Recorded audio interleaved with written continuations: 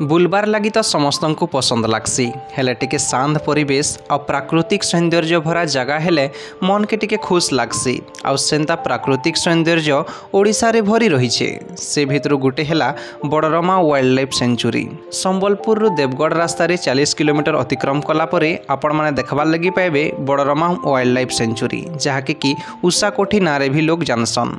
1987 मसीह इ जगह के बड़रमा वाइल्ड लाइफ सेंचुरी नारे नामित करा जाइथिला। पर्यटक मानकर मन घिनुचे इ अभयारण्य सुंदर परिवेश शांत जगह आ दुईटा वाच टावर उपरु पर्यटक माने देखुछन इने थिबार वन्य प्राणी मानको घंच जंगल भितरे किछि गाँ माने भी रहिछे। जंगल मझिरे गुटे सुंदर पोखरी आउ जलप्रपात भी रहिछे। सकाले 8 बजे नु अपराह्न 3 बजे तक पर्यटक माने इन पास नै करी बुली पारबे। मुई तो आसीथिली हेले आपण माने भी आसुन आ थरे बड़रमा वाइल्ड लाइफ सेंचुरी प्रकृतिर मजा नन।